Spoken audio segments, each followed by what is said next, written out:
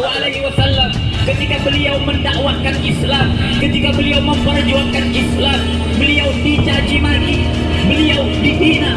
Akan tetapi ketika beliau dicaci maki, ketika beliau dihina, Nabi Shallallahu Alaihi Wasallam menjadikan cacian makian sebagai semangat untuk terus memperjuangkan syariat Islam.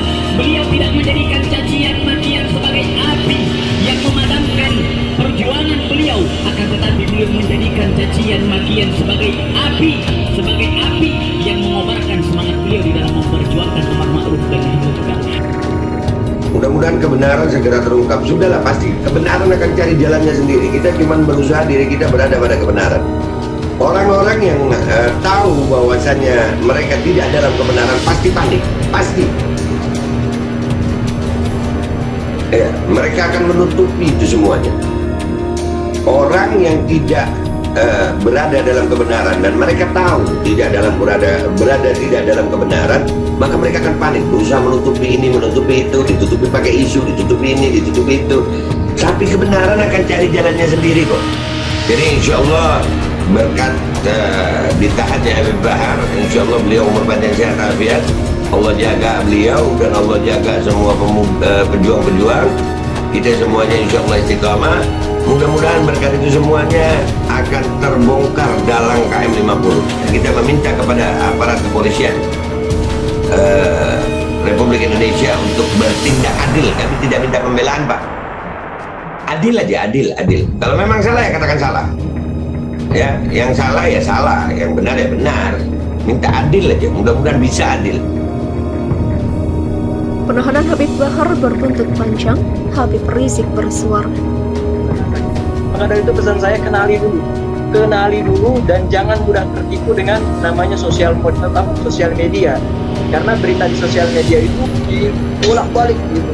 Jadi yang baik dikatakan buruk, yang yang salah dikatakan baik, begitu. Habib Bahar itu kita kenal di kalangan Habib muda ataupun di kalangan muda-mudi umat Islam khususnya, ataupun kalangan umat Islam Indonesia, beliau dijuluki sang jenderal gitu ya.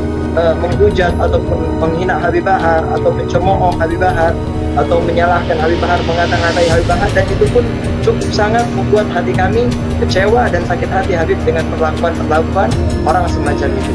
Untuk urusan penyidikan perkara dimaksud terhadap saudara BS dan saudara TR, penyidik melakukan satu penangkapan dan kemudian dilanjutkan dengan penahanan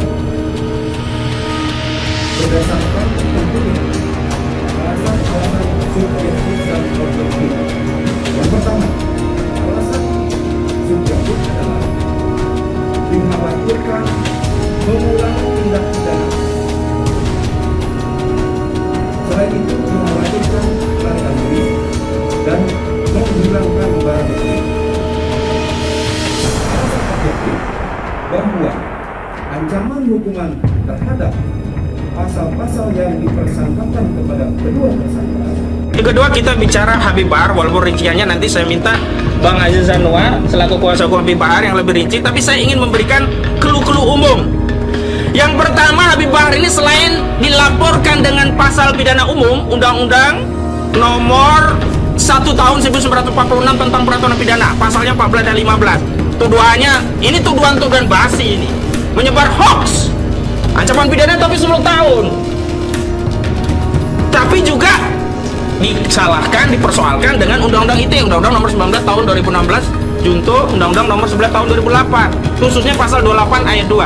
Saya mau ingatkan aparat kepolisian dengan surat edaran Pak Kapolri, Pak Listio Sigit Prabowo. Pak Kapolri, tolong tertibkan bawahan Anda, baik di Polda Metro Jaya dan juga Polda Jabar. Pak Kapolri dengan SE Kapolri nomor SE garing 2 garing 11 garing 2021 tentang kesadaran budaya beretika untuk mewujudkan ruang digital Indonesia yang bersih, sehat, dan produktif. Pertama, Pak Kapolri menghimbau hanya akan memproses perkara jika yang melapor korbannya langsung. Makanya pada kasus Menko Marifat Saudara Luhut Binsar Panjaitan itu melapor langsung walaupun didamping oleh kuasa hukumnya Junifer Girsang. Kenapa? Karena itu kasus ITE, tidak bisa diterima laporan kalau korbannya tidak langsung. Nah, ini kasusnya juga undang-undang ITE. Nah, Hussein Syekh itu apa legal standingnya? Berulang kali ditanya pertanyakan legal standingnya itu apa, kedudukan hukumnya, bukan dasar hukumnya, woi. Ngerti nggak? Jadi kayak Kapolri. Lah Kapolri memang Polda Metro. Semestinya sejak awal Polda Metro mengatakan ini bukan kewenangan kami, silakan lapor lewat Polda Jabar atau melalui Kapolri dulu, baru dari Kapolri didisposisi ke Polda Jabar. Ini hukum kita sudah kacau balau, udah suka-suka begitu loh. Maksud saya begini, kita ini sesama aparat penegak hukum. Saya mengutip pendapat Bang Egy, boleh ya Bang ya? Boleh. Hakim, jaksa, polisi, advokat itu sama-sama penegak hukum. Ya. Kehadiran kita di dalam fungsi penegakan hukum itu atas perintah undang-undang. Jadi tidak boleh ada yang merasa lebih hebat dari institusi yang lainnya. Karena itu hargai setiap argumentasi advokat, khususnya dalam konteks penegakan hukum. Dalam hal ini kami berargumen ini persoalan hukumnya sebenarnya suka-suka, jadi tidak lagi pakai pakem-pakem gitu loh.